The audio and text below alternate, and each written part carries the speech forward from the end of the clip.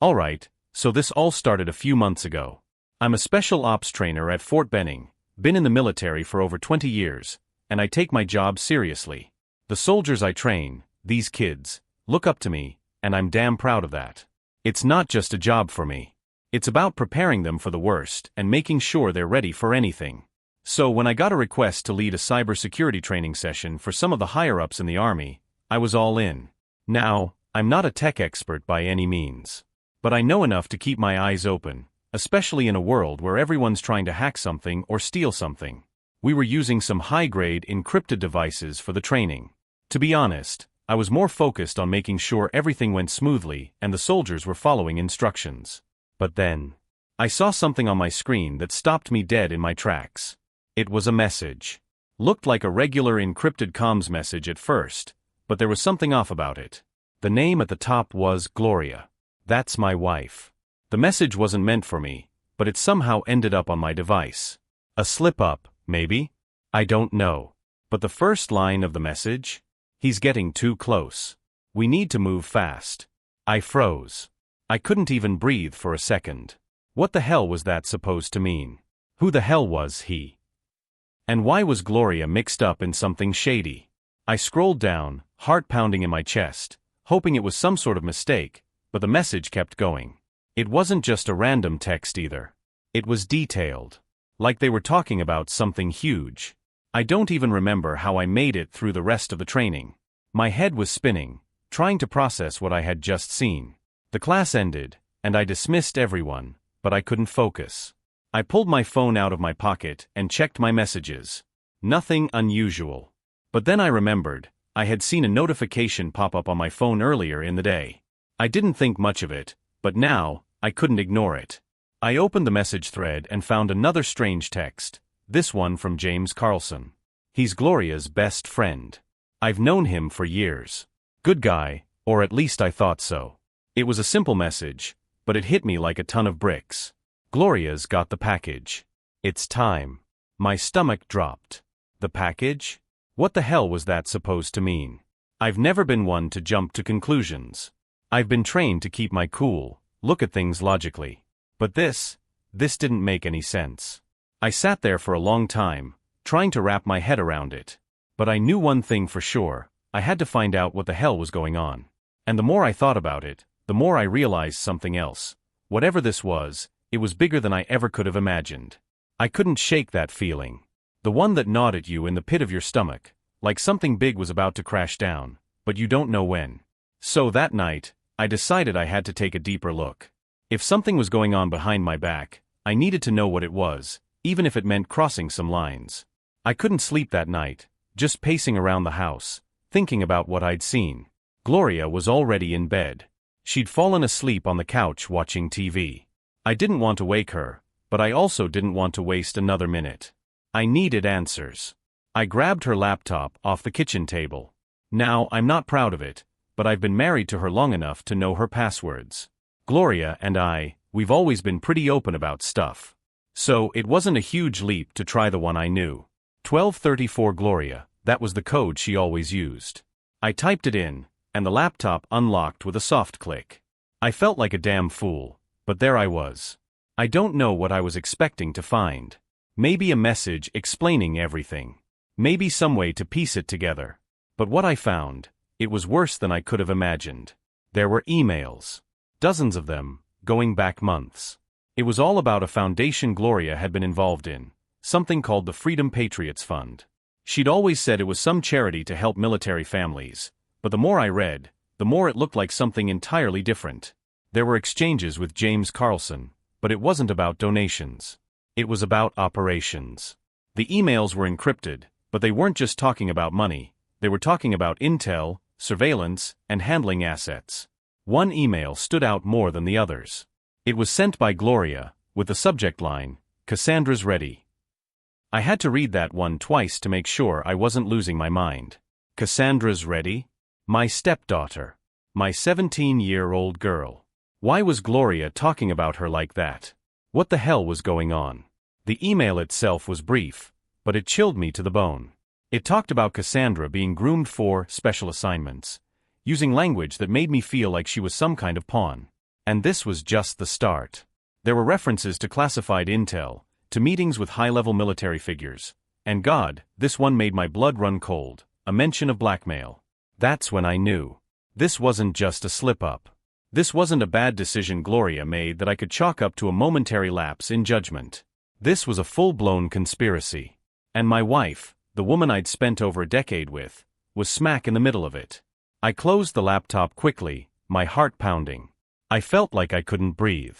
It was like someone had just pulled the rug out from under me, and I was falling, but I couldn't land anywhere. How long had this been going on? How much had I missed? I sat there for a long time, just staring at the laptop, asking myself how I could have been so blind. I thought about Gloria's behavior over the last few months. She'd been distant, more than usual. She'd been working late a lot, making up excuses for why she couldn't go to the Foundation's events. But I trusted her. I really did. But now, I knew I couldn't trust anything. Not a single damn thing. I had to confront her. I didn't know how, or when, or even what I was going to say. But I couldn't keep this to myself anymore. I had to find out how deep this went, and I had to figure out how to protect Cassandra before it was too late. But I needed more proof. I needed something concrete before I went in guns blazing. So I started making plans to dig deeper. I wasn't going to let Gloria, or anyone else, keep me in the dark any longer. The next morning, I barely slept. I kept replaying everything in my head, those messages, the emails, the feeling that I was losing control of everything I thought I knew. I'd been a soldier, a leader for years. But none of that prepared me for what was happening in my own home. I had to stay sharp. I had to get this right. I pretended like everything was normal when Gloria woke up. We had breakfast together, the way we always did. I could tell she was still acting distant, but that was nothing new. Her eyes kept darting to her phone, like she was waiting for something or someone. It made me want to grab that damn thing and throw it out the window, but I kept my cool. I knew I had to play it smart. By the time we finished, I could feel the tension thick in the air. She didn't ask about my training session the day before, which was odd, but I didn't bring it up either. There was no point in stirring the pot yet. I had a plan. I told her I had to go to work early. She gave me that fake, sweet smile, like she was putting on an act for some invisible audience. It was the kind of smile I'd seen hundreds of times, but now it felt like a mask. I grabbed my keys and left. The whole drive to Fort Benning, my mind was racing. I had a contact, an old buddy from the Intel division, who owed me a favor. I wasn't about to go into this blind. I needed hard data, something that would tie Gloria to this mess in a way I couldn't ignore. I called him on the way over, asked him for everything he could dig up on the Freedom Patriots Fund. He didn't ask questions, which was good. I didn't need a lengthy explanation, I just needed him to work fast. By the time I got to the office, he'd already sent over some files. The stuff he'd found was even worse than I expected. Turns out, the Foundation wasn't just a front. It was a carefully constructed web of lies that went all the way back to military families, exploiting their trust and vulnerabilities. I dug deeper, looking through fraudulent donation schemes, shell companies, and fake projects that were really just a cover for laundering money. But it wasn't just that. There were documents about classified information being sold to foreign entities, information that should have never left the military. And then, in the middle of it all, I found something that made my blood run cold. A list of names. Among them was Cassandra. I stared at the screen, my heart pounding so loud I thought it might burst. My stepdaughter, my little girl, had been involved in this. Not just a pawn, not just a victim. She was part of it. I didn't know if she was aware of it all, but it didn't matter. She was already a key player in their game. I couldn't believe it. How had they manipulated her into this? Was Gloria involved in that too? Or had she just been so blinded by her own ambitions that she didn't see what was happening to our family? I had to act, and fast. I called my contact again, asking for any footage he could pull from security cameras around the Foundation's offices. Anything that might show Gloria meeting with James or anyone else involved in the operation. I was planning to confront her that night, but I wasn't going in empty-handed. By the time I got home that evening, I felt like I was on the edge of a cliff. The house was quiet, too quiet. Gloria wasn't home yet, but Cassandra was. She was in the living room, curled up on the couch with her phone, her usual posture of a teenager lost in her own world. She barely looked up when I walked in, but I noticed she had that nervous energy about her. The same look she used to get when she was hiding something. I sat down next to her. I didn't want to confront her directly yet, but I needed to gauge where her head was at. "Hey kid. You good?" I asked, trying to sound casual. She nodded, but there was that nervous twitch in her eye. "Yeah, just tired." I could tell she wasn't being straight with me, but I didn't push it. Not yet. Gloria came home about an hour later, and she walked in with that same fake cheerfulness that made my skin crawl. She was dressed up, like she had been out to dinner or something. I didn't ask where she'd been. I didn't need to. I told her I wanted to talk. Her expression immediately shifted. She set her purse down, glanced at Cassandra for a second, then back at me. "What's going on?" she asked, playing innocent, but I could see that glint in her eye. She knew something was coming. "I found some things," I said, my voice calm, but the tension was already thick. "Some things that don't add up, Gloria. I need you to tell me the truth." She didn't answer right away. She just stared at me, calculating. I could see the wheels turning in her head, probably deciding whether to lie or come clean. She chose to lie. "What are you talking about?" Her voice was all sweetness, but I saw the tightness around her mouth. "You're making no sense." "We're fine." "We're not fine, Gloria," I shot back, and I could feel my patience wearing thin. "There's no we if you're lying to me about everything. About your involvement in that foundation. About you and James Carlson. About Cassandra." Her face froze. Just for a second, but it was enough. I didn't need to say more. The fear in her eyes gave it all away. But before she could say anything, I pulled up the laptop, slamming it on the table between us. "Don't lie to me, Gloria. Don't you dare." She tried to remain calm, but the cracks started to show. "What is this, Kenneth? What are you trying to do?" she said, her voice shaking now. "I'm trying to understand why you've been lying to me. Why you've been putting my daughter, our daughter, at risk. What the hell is going on with you, with this foundation?" Her eyes flicked over to Cassandra, who was watching silently from the couch, her face pale. I wasn't going to wait anymore. The truth had to come out. "Tell me. Now." Gloria just sat there, staring at me like she was trying to figure out if I was bluffing. Then her eyes flicked to Cassandra, and I knew she was calculating whether she could keep lying her way out of this. Finally, she sighed. "You don't understand, Kenneth." "You wouldn't understand," she said, her voice cracking, but trying to sound calm. I leaned in, my voice steady. "Try me. What's going on? What's James got you involved in?" Her eyes shifted nervously. "It's not what you think." I could feel the weight of her lies pressing in. "I know what's going on, Gloria. The money laundering. The fake donations. The intel deals. And I know you've dragged Cassandra into it." Gloria's face went pale, and she froze. I saw the panic flicker in her eyes. "It's not like that, Kenneth," she started, but I wasn't having it anymore. "I know it's not like that," I said, my voice cold. "It's worse." Cassandra, still sitting on the couch, was looking between us, confusion written all over her face. "What are you talking about?" she asked, her voice trembling. I turned to her, my heart breaking. "Cassandra, this isn't your fault, but your mom's been lying to you. She's involved in something dangerous. I need to know if you're a part of it too. Are you?" Cassandra's eyes went wide, and I saw the wheels turning. Gloria looked at me in panic. "Please don't drag her into this.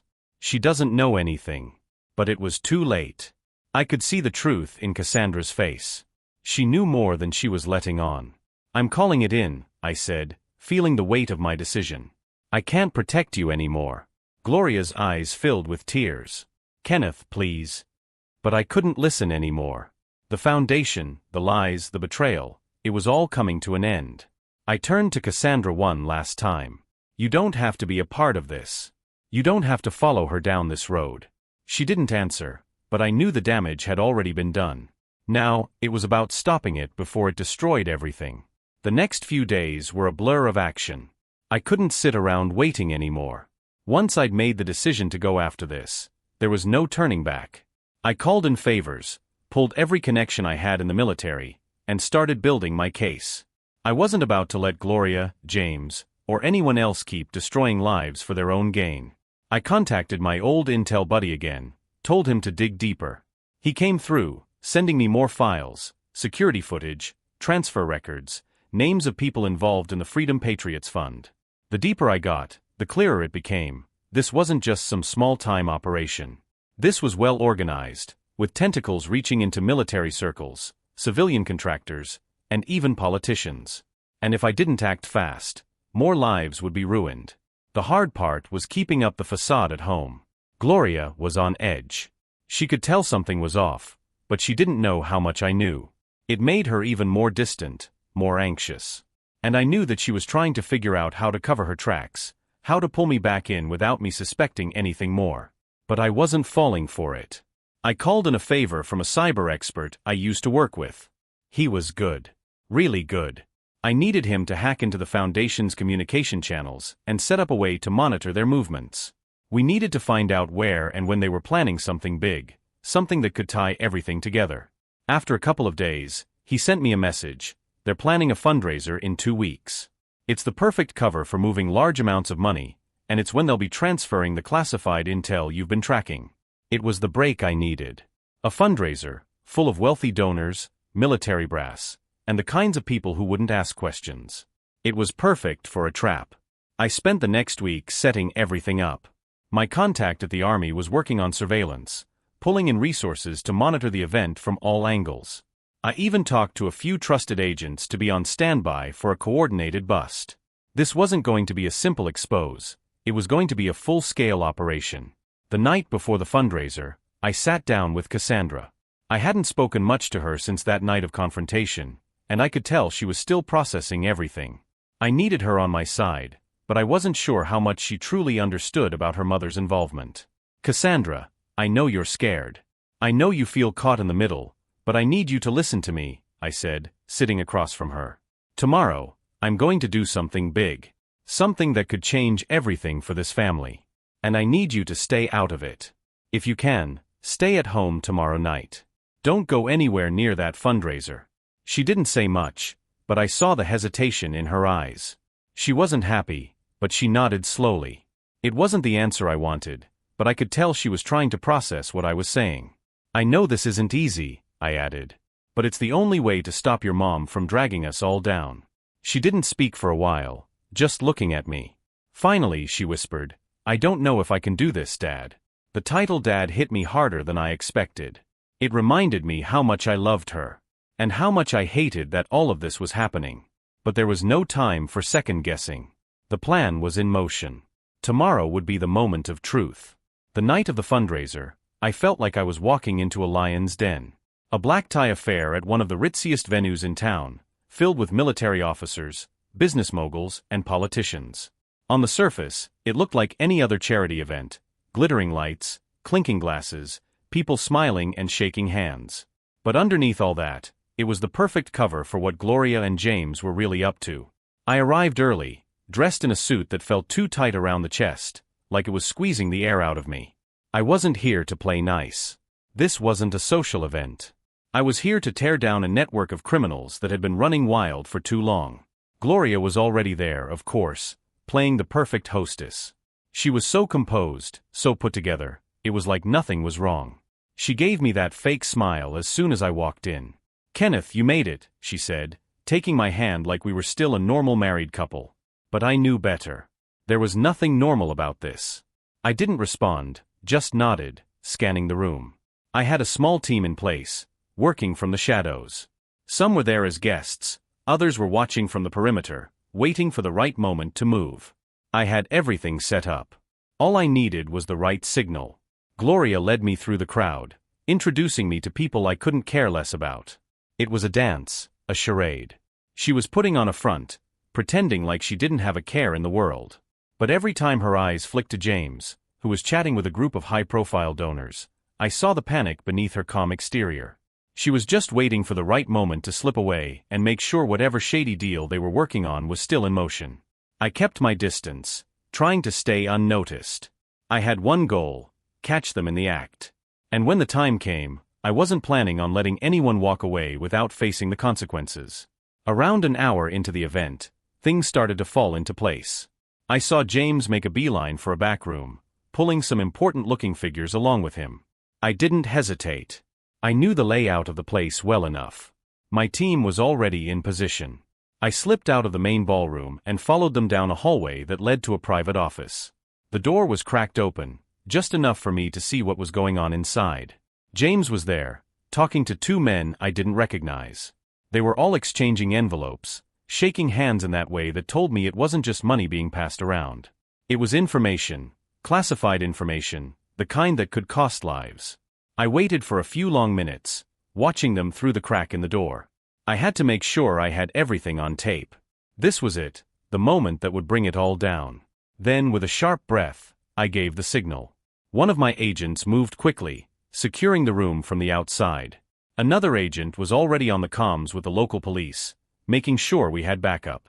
I knew the bust had to be smooth. If we were going to take down the whole operation, we needed everyone involved, from the high-ups to the low-level pawns.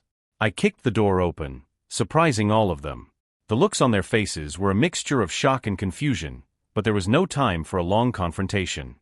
My team flooded into the room, and I saw the panic finally break through in James's eyes. He knew. They all knew what was coming. I pulled out the footage on my phone, the one that showed everything, Gloria's involvement, the intel deals, the money laundering, and I shoved it in James's face. "It's over," I said, my voice low but steady. He didn't try to run.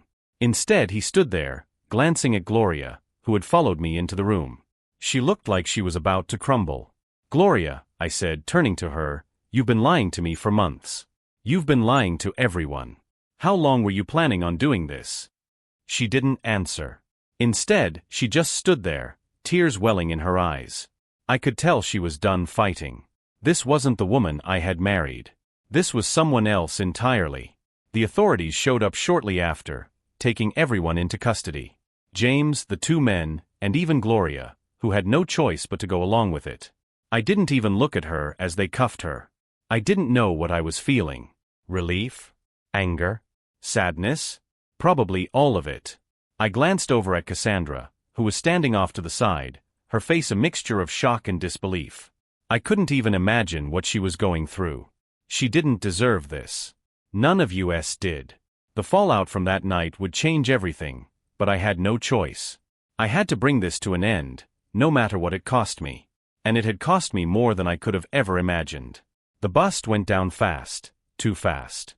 James, Gloria, and the others were arrested, but I couldn't shake the feeling that it was just the tip of the iceberg. The operation was bigger than I'd realized. My team had gathered enough evidence to take down the whole network, but it still felt like the ground was shifting beneath me. Gloria was quiet, too quiet. She didn't say anything as the officers led her away, but I could see the disbelief in her eyes. She was broken, and I couldn't tell if she was more shocked by being caught or by the fact that I was the one who caught her. Maybe both. I didn't even look at her as they drove off. What was there to say? She'd made her choice, and now she was paying the price. But all I could think about was Cassandra. When I turned to her, she looked like a ghost. She wasn't crying, but there was this numbness in her eyes, like she was still processing everything. I could feel the weight of her silence, but I didn't know how to make it better. "Cassandra," I said, my voice low, "this isn't your fault." She didn't answer at first, just stared at the ground. After a long pause, she finally spoke, her voice barely above a whisper. "How could you do that to her, Dad? To Mom?" The question hit me like a punch to the gut. But I wasn't going to lie to her. Your mom made choices that affected all of us. She lied. She put all of us in danger. And I couldn't let her keep going down that path. It's not easy, but sometimes we have to make the hard choices. I could see that she was trying to understand, but I knew it wasn't going to be simple. She'd been living in a house of lies for so long that it would take time to rebuild everything. Trust. Family. Our relationship. "I'm sorry, kid," I said, my voice breaking. "I didn't want any of this to happen. But you don't deserve to be a part of this mess." She nodded slowly, her eyes never leaving the ground. There was so much I wanted to say, but I didn't know where to start. All I could do was hope that, in time, she'd understand why I did what I did. In the days that followed, everything unraveled. The truth came out about the Freedom Patriots Fund, the blackmail, the stolen intel. More arrests were made. People I had known for years were implicated. It felt like the whole world was shifting, and I had to hold on just to keep from falling. But no matter how much chaos there was outside, I had to stay focused on what was next. I needed to rebuild. Not just my life, but Cassandra's too. We had a lot of healing to do, and I knew it wasn't going to be easy.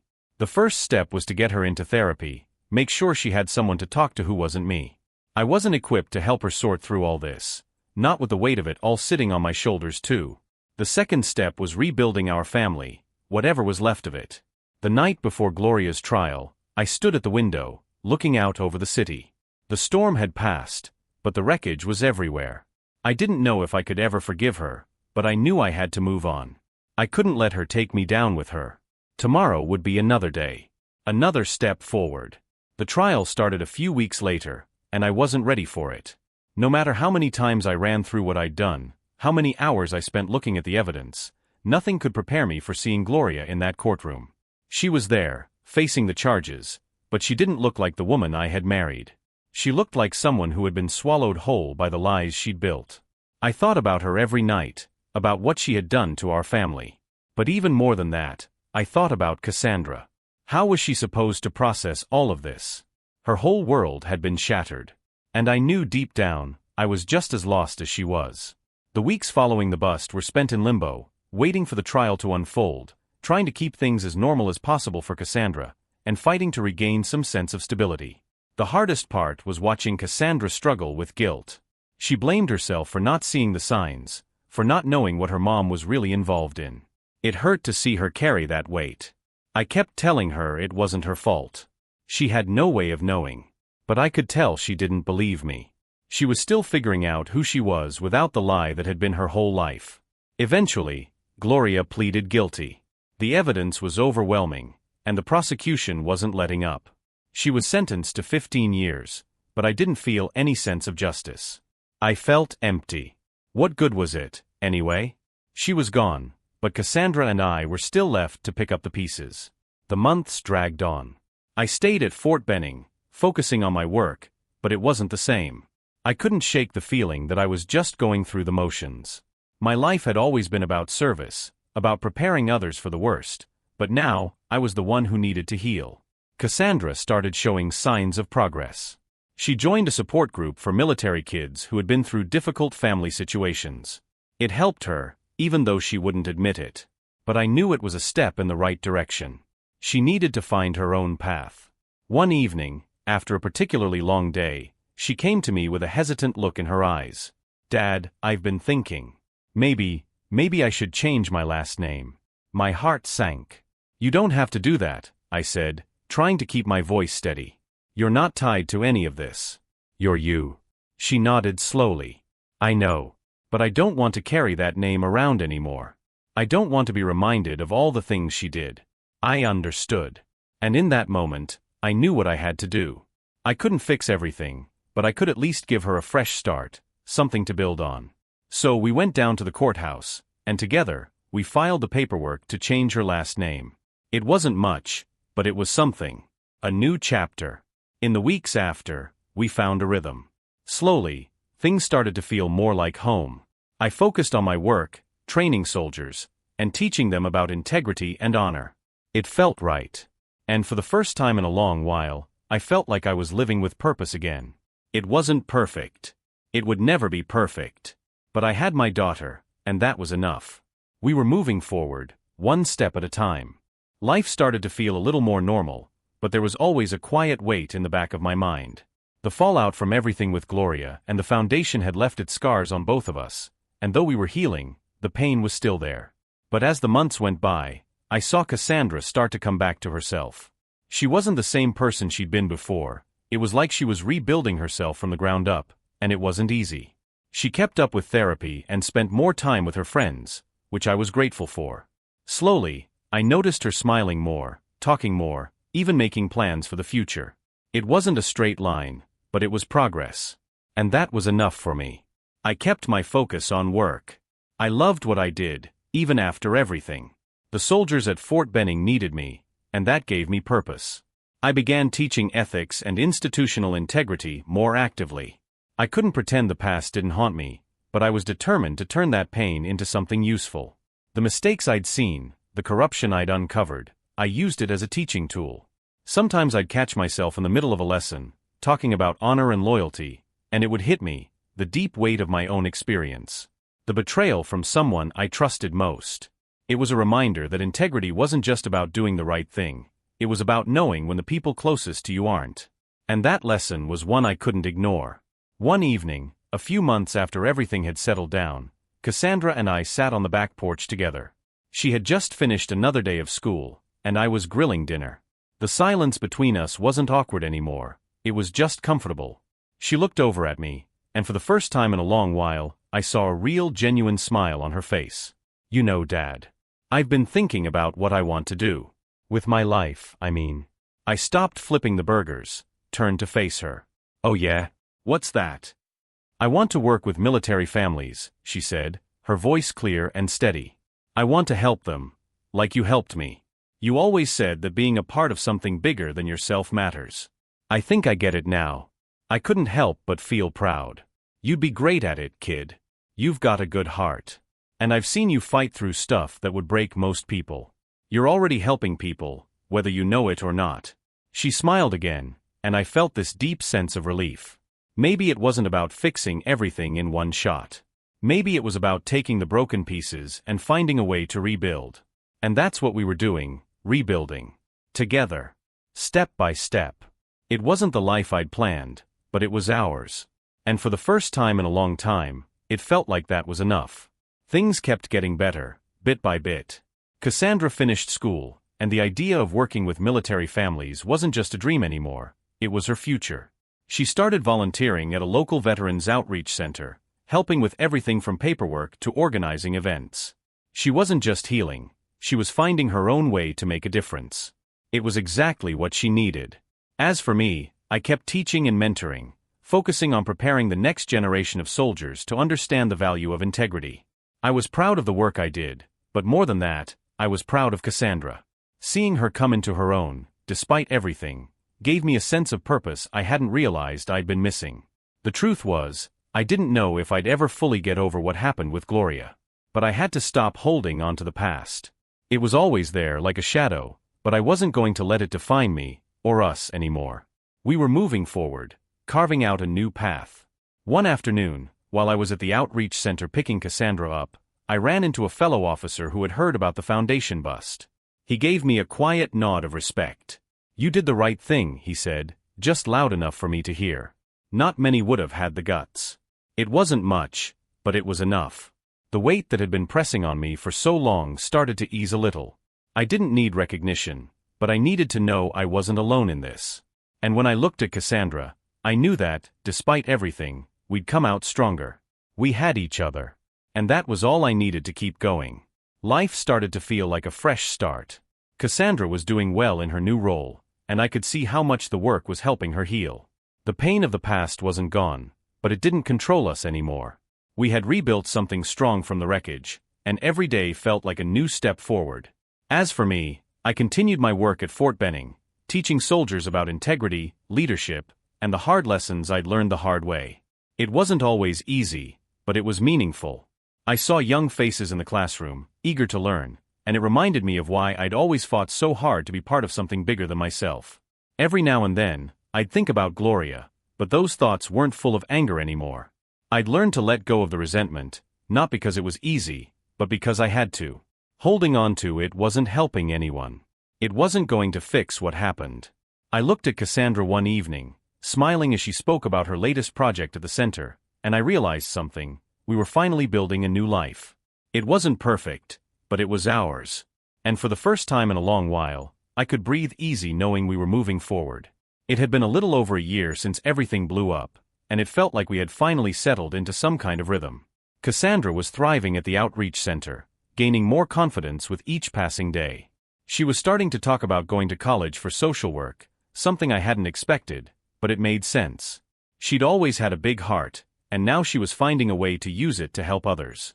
As for me, things at work were still going strong. I'd earned a promotion, and I was now teaching leadership ethics to a bigger group of officers. It was strange to think about how much had changed since that night of the bust. The lessons I had taught soldiers for years had taken on new weight. Lessons about integrity, yes, but also about resilience. About knowing that sometimes you have to fight, not just for the mission, but for what's right, no matter the cost. One day, I got a letter in the mail. It was from the new foundation that Cassandra had helped establish, a nonprofit focused on supporting military families in crisis. She'd been working behind the scenes to get it off the ground, using everything she'd learned from the painful parts of her life to help others. I remember sitting at the kitchen table, reading through it, and for the first time in a long while, I felt a deep sense of pride. "Dad, you need to read this," she said, walking in from the other room. "It's official now. The foundation is a go." I looked up from the letter, a smile breaking through. "You did it, didn't you?" I said, proud of her. "You really did it." She grinned, her eyes brighter than I'd seen them in ages. "Yeah, we did it. Together." I wasn't sure how I felt about the future, but at that moment, I knew one thing: we had come a long way. The past wasn't erased, but it didn't define us anymore. We were writing our own story now. And that story, for the first time in a long time, felt like one I was proud of. It was late one evening when I found myself sitting on the porch with Cassandra, the sky stretching out above us like it had all the time in the world. The cool breeze made the leaves rustle, but everything else was quiet, peaceful. We didn't say much, but I could feel the weight of everything we'd been through in the air between us, and it wasn't heavy anymore. It was just there, like the past was finally starting to settle into something we could live with. Cassandra was quiet, too, gazing at the horizon. It was hard to believe how far we'd come, from the chaos of the trial to where we were now. She wasn't the same person.